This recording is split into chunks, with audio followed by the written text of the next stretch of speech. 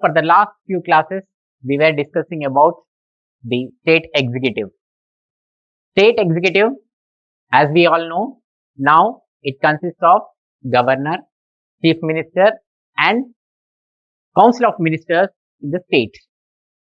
Now, in the today's class, we will learn about the state legislature. State legislature is an important organ of the state government, which is a lawmaking body which makes laws for the administration and welfare of the people of that particular state. So, Article 168 to 213 of our Indian Constitution is dealing with the state legislature. Here we need to understand one thing. All the states does not have bicameral legislature. Okay, all the states does not have bicameral legislature. Only 6 states have bicameral legislature. Rest of the states have only unicameral legislature. Okay, whenever there is bicameral legislature, that means there will be 2 houses. Okay, legislative assembly, that is the lower house, legislative council, that will be the upper house. Okay, Article 168 of our Indian Constitution is telling us, okay, state legislature consists of legislative council, legislative assembly, and governor. All 3 together we call it as legislature of the state. Okay, so state legislature, now we know there are three parts. Okay, legislative council, legislative assembly, and governor. Okay, so what does it make? It makes laws for the entire state. Okay, the duty of the state legislature is to make the laws for the entire state. Okay, ఈ రోజు class లో మనము రాష్ట్ర ప్రభుత్వానికి సంబంధించి ఇంతకు ముందు classes లో రాష్ట్ర కార్యనిర్వాహక వర్గం గురించి తెలుసుకోవడం జరిగింది.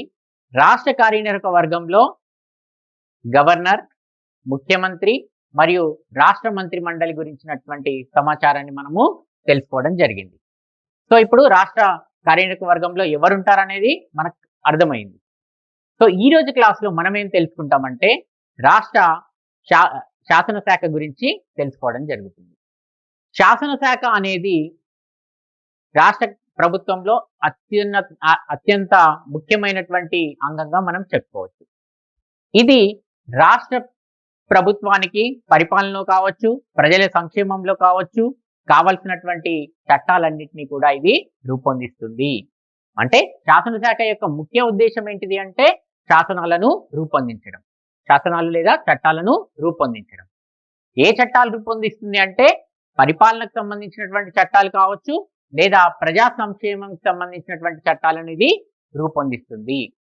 ఓకే, మన భారత రాజ్యాంగంలో మనకి 168 నుండి 213 వరకు ఉన్నటువంటి అధికరణాలన్నీ కూడా రాష్ట్రంలో ఉన్నటువంటి శాసనశాఖ గురించి మనకు తెలియపరుస్తున్నాయని చెప్పుకోవచ్చు.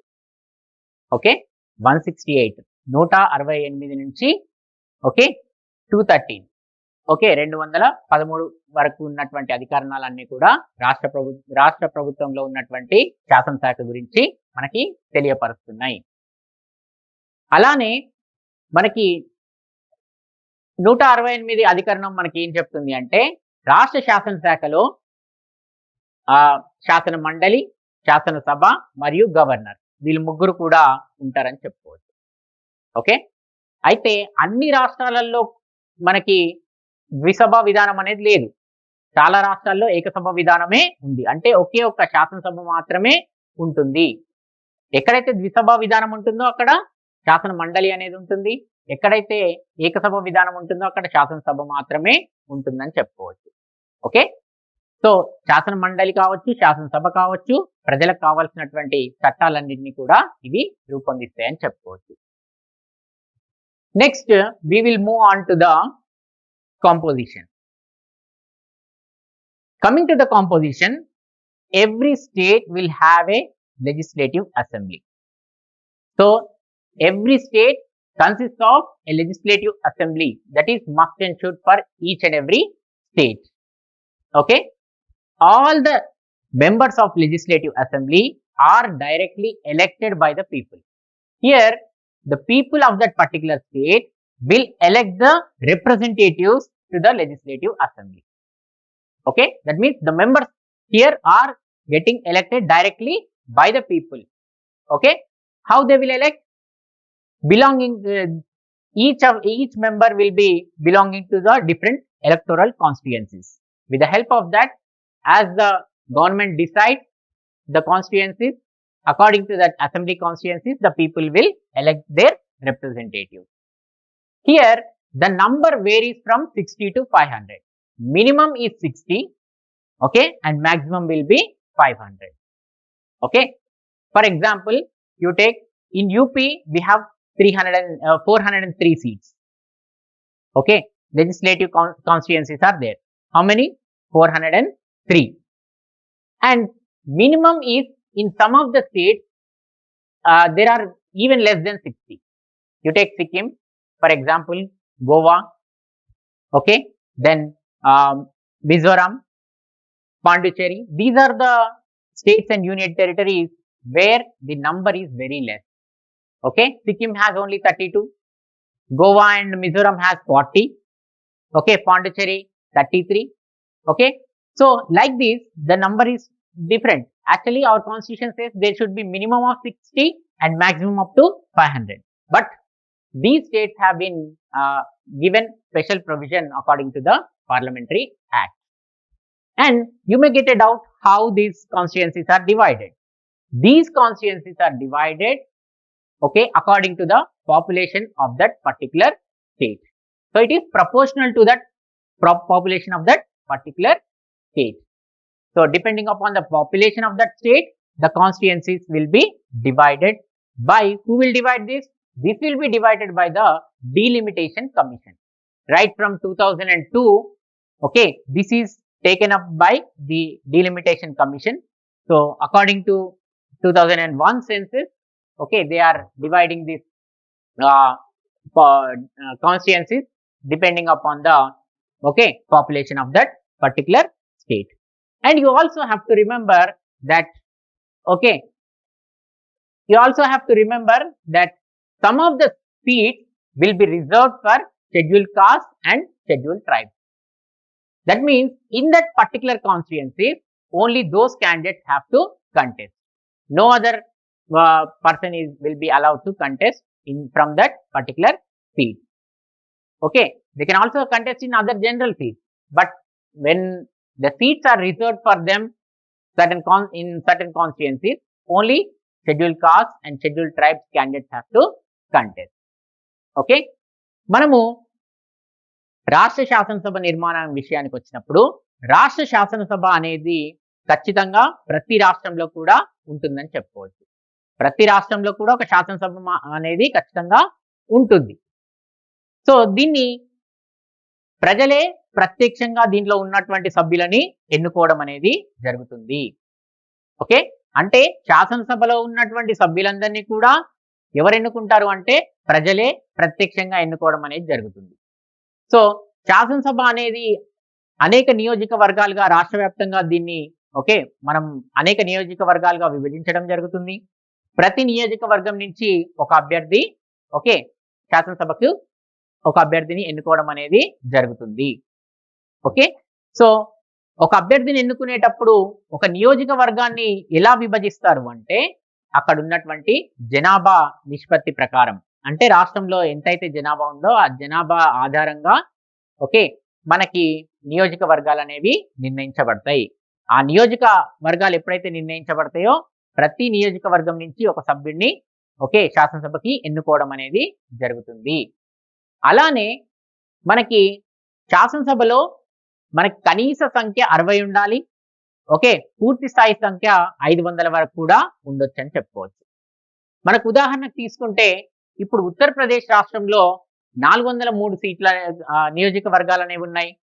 అతి తక్కువగా చెప్పుకోవాలి అంటే సిక్కిం, మిజోరాం, తర్వాత గోవా లాంటి రాష్ట్రాలు, ఓకే, పాండుచేరి ఇటువంటి రాష్ట్రాలలో కేంద్ర పాలిత ప్రాంతాలలో మనకి చాలా తక్కువ సంఖ్యలో శాసనసభ నియోజకవర్గాలు అనేవి ఉండడం అనేది జరుగుతుంది. ఓకే, వీటికి కొంత పార్లమెంట్ చట్టం ద్వారా వీటికి మినహాయింపును ఇవ్వడం అనేది జరిగిందని చెప్పుకోవచ్చు. ఓకే, అలానే మనకి శాసనసభ ఏదైతే ఉందో శాసనసభలో కొన్ని సీట్లు అనేవి కొన్ని నియోజకవర్గాలు అనేవి షెడ్యూల్ కులాల వారికి మరియు షెడ్యూల్ తెగల వారికి కేటాయించడం అనేది జరుగుతుంది. అంటే దాని అర్థం ఏంటిదంటే ఆయా నియోజకవర్గాల్లో కేవలం ఆ అభ్యర్థులు మాత్రమే పోటీ చేయాల్సి ఉంటుంది. ఏ పార్టీ తరఫునైనా వాళ్ళు మాత్రమే పోటీ చేయాల్సినటువంటి అవసరం ఉంటుంది. కాబట్టి కొన్ని నియోజకవర్గాలను ఓకే రిజర్వ్ గా షెడ్యూల్ కులాల వారికి షెడ్యూల్ తెగల వారికి కేటాయించడం అనేది జరిగింది. Now we will move on to the qualifications. So to contest for the legislative assembly, a member must have certain qualifications. First qualification is he must be the citizen of India. This is important qualification that is required for each and every constitutional position a candidate holds. Whoever wants to contest in any political activity, he must have this first qualification as he must be the citizen of India. Coming to the second qualification, he must have 25 years of age. Minimum age to contest for the legislative assembly is 25 years. Coming to the third qualification, the candidate, whoever is contesting, must deposit 10,000 rupees to the election commission. If the candidate is SC and ST, scheduled caste and scheduled tribe, a candidate who is belonging to scheduled caste and scheduled tribes community, he must deposit rupees 5,000. Okay, general candidate, he has to deposit 10,000 rupees, and candidate belonging to SC and STs have to deposit 5,000 rupees. Okay, after winning the elections, that deposit will be given back to them. Coming to the fourth qualification, he must not hold any office which is profitable. Okay, that means he should not be having any profitable employment which can get money for him. Okay, so for example, he should not be a government employee. If he is a government employee, he has to resign, then he has to contest to the state legislative assembly. Fifthly, all other qualifications which are laid down by the parliament from time to time. Okay, and all other qualifications which are there in the act of the parliament. So from time to time parliament will make the laws. According to that particular law, he should fulfill all other qualifications. అర్హతల విషయానికి వచ్చినప్పుడు okay, ప్రతి అభ్యర్థి ఎవరైతే పోటీ చేయాలనుకుంటారో, ఎవరైతే శాసనసభ సభ్యుడు అవ్వాలనుకుంటారో వాళ్ళు ఖచ్చితంగా కొన్ని అర్హతలు అనేవి కలిగి ఉండాలి. అందులో ముఖ్యమైనటువంటిది ఏంటిదంటే భారతీయ పౌరుడై ఉండాలి. ఇది ప్రతి రాజకీయ పరమైనటువంటి పదవికి కూడా, రాజ్యాంగపరమైనటువంటి పదవికి కూడా వర్తిస్తుందని చెప్పుకోవచ్చు. భారతీయ పౌరుడై ఉంటేనే అతనికి రాజ్యాంగపరమైనటువంటి పదవుల్లో కొనసాగేటువంటి అవకాశం ఉంటుంది. కాబట్టి మొట్టమొదటి అర్హత ఏంటిది అంటే భారతీయ పౌరుడై ఉండాలి. రెండో అంశం వచ్చేసేసి కనీసం 25 సంవత్సరాల వయసు అనేది ఉండాలి. అంటే ఒక శాసనసభ సభ్యుడు అవ్వాలి అంటే ఆ అభ్యర్థికి 25 సంవత్సరాలు అనేవి నిండి ఉండాలి. అప్పుడు మాత్రమే అతను పోటీ చేయడానికి అర్హత సాధించగలుగుతాడు. మూడో అంశం వచ్చేసేసి ఎవరైతే ఒక అభ్యర్థి పోటీ చేయాలని అనుకుంటున్నాడో అతను 10,000 రూపాయలు డిపాజిట్ గా ఎన్నికల సంఘానికి చెల్లించాల్సి ఉంటుంది. అలానే ఎవరైతే షెడ్యూల్ కులాలు షెడ్యూల్ తెగల వాళ్ళకి చెందినటువంటి అభ్యర్థి ఉంటాడో అతను 5,000 రూపాయలు డిపాజిట్ గా చెల్లించాలి. ఇక నాలుగో అర్హత విషయానికి వస్తే అతను ఎట్లాంటి లాభసాటి పదవిని చేపట్టడానికి వీల్లేదు. అంటే ఏదైనా లాభసాటి పదవిలో అతను ఉన్నట్టయితే దానికి ఖచ్చితంగా రాజీనామా చేయాల్సి ఉంటుంది. ఉదాహరణకి ప్రభుత్వ ఉద్యోగి అయినట్టయితే ప్రభుత్వ ఉద్యోగానికి రాజీనామా చేసి అతను శాసనసభ సభ్యుడిగా పోటీ చేసేందుకు అవకాశం ఉంటుంది.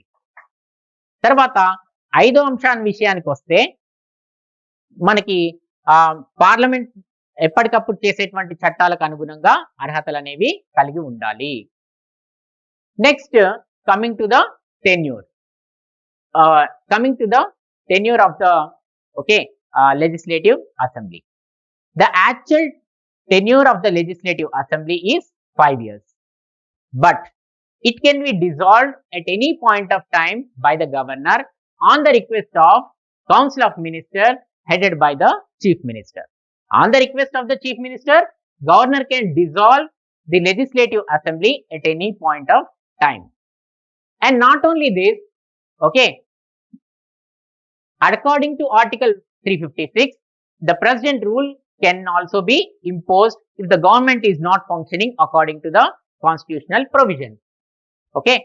If governor feels that the government is unable to function according to the constitutional provisions, they can simply introduce president's rule according to the article 356. Then after emergency is lifted, there should be elections within the period of 6 months.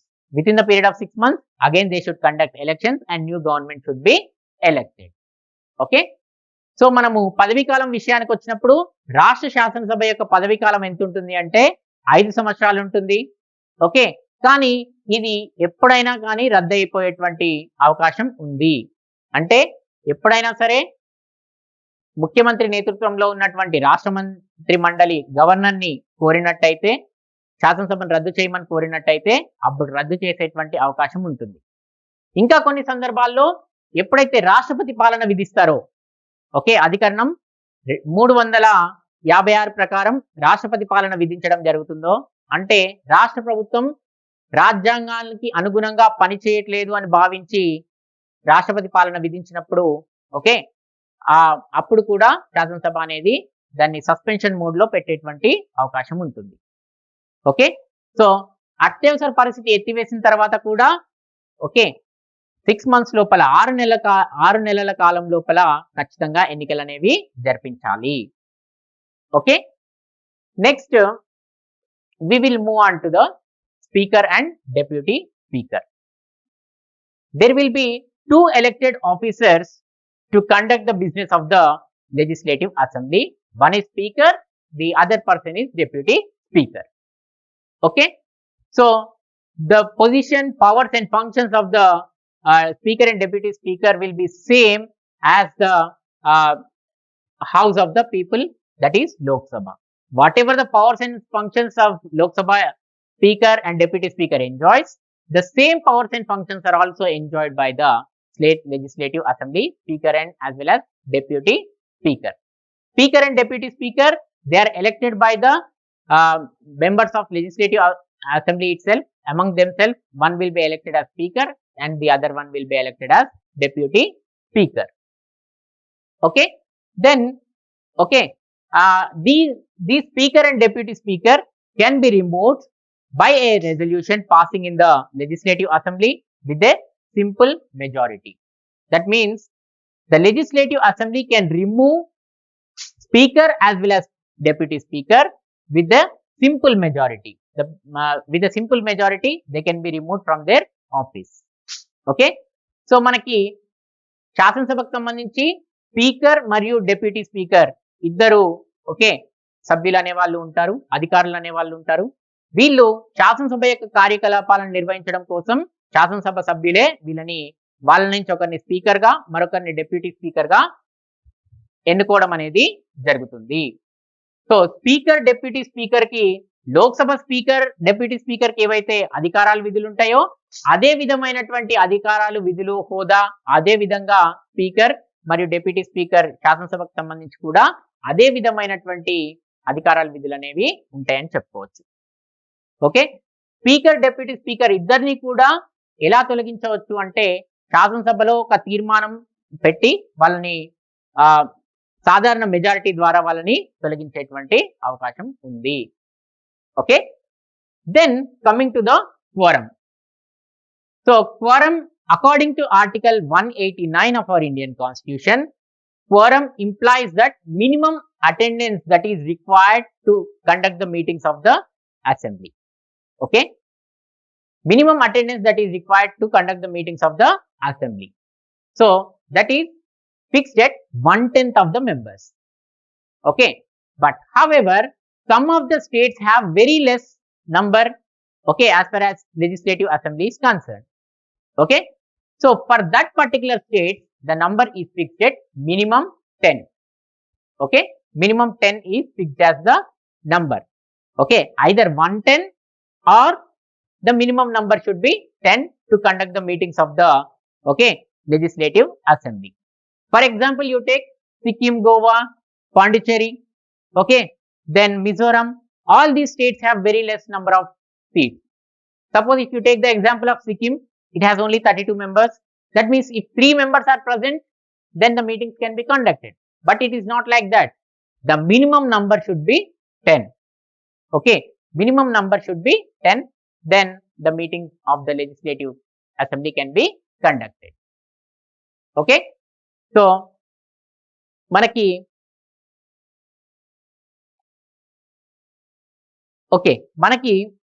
రాష్ట్ర శాసనసభ విషయానికి సంబంధించి quorum అనేది కూడా చాలా ముఖ్యమైనటువంటి అంశంగా చెప్పుకోవచ్చు. కోరం అనేది మనకి రాజ్యాంగంలో ఉన్నటువంటి 189వ అధికరణం ప్రకారం కోరం అనేది 1/10 వంతు సభ్యులు అనే వాళ్ళు హాజరవ్వాలి, లేదా 10 మంది సభ్యులు అనే వాళ్ళు హాజరవ్వాలి. కోరం అంటే ఏంటి అంటే ఒక సమావేశాన్ని నిర్వహించేందుకు కనీస సభ్యుల సంఖ్య, హాజరవ్వాల్సినటువంటి కనీస సభ్యుల సంఖ్యనే కోరంగా మనం చెప్పుకోవచ్చు. అది 1/10 వంతుగా ఉండొచ్చు, లేదా కొన్ని చిన్న చిన్న రాష్ట్రాల్లో చాలా తక్కువ సంఖ్యలో శాసనసభ సభ్యులు ఉన్నారు కాబట్టి వారిలో 1/10 వంతు కాకుండా 10 మంది హాజరైతే సమావేశాన్ని కండక్ట్ చేయొచ్చు అనే విషయంగా దీన్ని పెట్టడం అనేది జరిగింది. అంటే 1/10 అయినా ఉండొచ్చు, లేదా 10 మంది సభ్యులైనా ఉండొచ్చు. ఈ క్వోరం అనేది ఎవరు డిసైడ్ చేస్తారంటే స్పీకర్. క్వోరం ఉందా లేదా అనేది నిర్ణయించేటువంటి అధికారం స్పీకర్కే ఉంటుంది. ఒకవేళ క్వోరం లేనట్టయితే ఆ యొక్క సమావేశాన్ని నెక్స్ట్ డేకి వాయిదా వేయొచ్చు, ఓకే, లేదా క్వోరం వచ్చేంత వరకు ఆగి సమావేశాన్ని నిర్వహించవచ్చు. Okay, who decide? It is the speaker who decides the quorum, whether the quorum is there in the house or not. Okay, this is about the legislative assembly. Then let's move on to the legislative council. So legislative council is the upper house of the state legislature, okay, and it is there only in 6 states. At present, only in 6 states the legislative council is existing. Okay, they are Telangana, Andhra Pradesh, Bihar, Karnataka, Maharashtra and Uttar Pradesh. So these are the states where we have bicameral legislature. Okay, so the minimum number of the legislative council is 40, and it should not exceed 1/3 of the legislative assembly members. Okay, it should be minimum 40 and maximum it should not exceed 1/3 of the legislative council, legislative assembly. Okay, so legislative council can be created or abolished by the resolution of the assembly and also an act of the parliament. Okay, parliament with an act can create or abolish the legislative council on the request of the legislative assembly of that particular state. Okay, so మనము శాసన మండలి, ఇప్పటివరకు శాసనసభ గురించి తెలుసుకున్నాం. శాసన మండలి విషయానికి వస్తే, శాసన మండలి అనేది ఇది ఎగువ సభగా ఉంటుంది, రాజ్యసభ లాగా ఇది ఎగువ సభ లాగా ఉంటుంది. సో దీంట్లో మనకి మినిమం మెంబర్స్ 40 ఉండాలి. తర్వాత మాక్సిమం ఎంత వరకు ఉండొచ్చు అంటే ఆ రాష్ట్రానికి చెందినటువంటి శాసనసభలో 1/3 వంతు సభ్యులు ఖచ్చితంగా ఉండాలి. ఓకే, మినిమం 40 ఉండొచ్చు, లేదా 1/3 వంతుకు మించకుండా, ఓకే, ఆ రాష్ట్ర శాసనసభకు సంబంధించి 1/3 వంతుకు మించకుండా ఉండాల్సిందిగా మనకి మన రాజ్యాంగం అనేది సూచిస్తుంది. మనకి రాజ్యాంగంలో ఉన్నటువంటి 169వ అధికరణం ప్రకారం శాసన మండలి అనేది శాసనసభ యొక్క రిక్వెస్ట్ పైన పార్లమెంట్ అనేది చట్టం చేసి శాసన మండలిని ఏర్పాటు చేయొచ్చు, లేదా శాసన మండలిని రద్దు చేసేటువంటి అవకాశం కూడా ఉంటుంది. Then Coming to the qualifications, almost all of the qualifications are one and the same. First, he should be the citizen of India. He should have 30 years of age. For assembly, only 25 years is required. Okay, and here 30 years of age is must. Must and should deposit 10,000 rupees, and SCs and STs 5,000 rupees. It's the same. Okay, and he should not hold any office of profit. And from time to time, the laws made by the parliament also should be followed. Okay, whoever can, any person can become the member of legislative council, but he should not hold any other office, constitutional office. Like for example, he should not be a parliament member, or he should not be a legislative assembly member. Okay, if he is the member, he has to resign and he can contest. అర్హతల విషయానికి వచ్చినప్పుడు అర్హతలు అనేవి ఒకే విధంగా ఉంటాయి. శాసనసభ సభ్యులకు ఏవైతే అర్హతలు ఉంటాయో శాసన మండలి సభ్యులకు కూడా ఆల్మోస్ట్ అవే విధమైనటువంటి అర్హతలు అనేవి ఉన్నాయి. భారత పౌరుడై ఉండాలి. తర్వాత రెండోది కనీస వయసు 30 సంవత్సరాలు ఉండాలి. అక్కడ శాసనసభ సభ్యుడికి కేవలం మనము 25 ఇయర్స్ అని చెప్పుకున్నాం, 25 ఉంటే సరిపోతుంది. కానీ శాసన మండలి సభ్యుడు అవ్వాలంటే 30 ఇయర్స్ అనేవి ఉండాలి. తర్వాత ప్రతి అభ్యర్థి కూడా 10,000 రూపాయలు డిపాజిట్ గా చెల్లించాలి. తర్వాత ఎస్సీ ఎస్టీలు అంటే షెడ్యూల్ కులాలకు, షెడ్యూల్ తెగలకు వాళ్ళకి చెందిన వాళ్ళైతే కేవలం 5,000 రూపాయలు చెల్లించాల్సి, డిపాజిట్ రూపంలో చెల్లించాల్సి ఉంటుంది. తర్వాత ఎటువంటి లాభసాటి పదవిని అనేది చేపట్టడానికి వీల్లేదు. ఓకే, తర్వాత ఎవరైనా సరే శాసన మండలి సభ్యులుగా అయ్యేందుకు అవకాశం ఉంటుంది. కానీ వాళ్ళు ఖచ్చితంగా ఏదో ఒక పదవికి రాజీనామా చేసి వాళ్ళు సభ్యత్వాన్ని పొందవచ్చు. Next we'll move on to the tenure. Coming to the tenure, the members of legislative council, either they are elected once, or they retired at once. That means they won't be elected at once and they won't retire at once. Okay, it is a continuous house.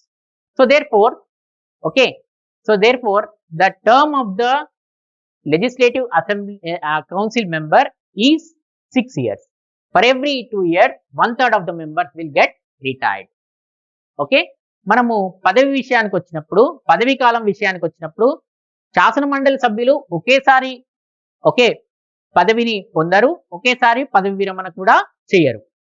ప్రతి 2 సంవత్సరాలకు 1/3 వంతు సభ్యులు విరమించడం అనేది జరుగుతుంది. Okay, so అందుకనే శాసన మండలి యొక్క పదవి కాలం ఎంత అంటే 6 సంవత్సరాల కాలం పాటు ఉంటుంది. Next we'll move on to the composition. Okay, so coming to the composition, the members of the legislative council will be elected by 5 different categories. Okay, this is very important. 5 different categories. First one is 1/3 of the members are elected by the electorate consisting of municipalities, municipal corporations, ZPTCs and MPTC members, etc. Okay, 1/3 will be elected. That means, for example, you take the example of Telangana Legislative Council. There are 40 members, out of which almost 13 members are elected by the electorate consisting of municipalities, municipal corporations, ZPTC members and MPTC members, etc. Secondly, 1/3 of the members are elected by the state legislative assembly members. Okay, members of the state legislative assembly will elect 1/3 of the members. Okay, that means again 13 members will be elected by the legislative assembly in Telangana. Then coming to the third point, that is 1/12 of the members will be elected by the graduates from any university, and they should reside here for the period of 3 years. Okay, a person who has been a graduate, if he has a graduate certificate, then he can vote and elect the members, legislative council members. So 1/12 of the members will be elected like that. Okay, that means almost 3 to 4 members will be elected in that procedure. Only graduates will elect them. Then fourthly, 1/12 of the members are elected by the secondary grade teachers, and other um, and other teachers who are working in the higher educational institution. That means the teachers will elect almost 3 to 4 members for the council, and 1/6 of the members will be appointed by the governor from different fields, like for example arts, science, social service, okay, cooperative movement, etc. From different fields, governor will, okay, elect governor will nominate those members to the legislative council, okay, and all these members are elected through uh, proportional representation of single transferable vote system. Okay, with that method, these, okay, council members are elected.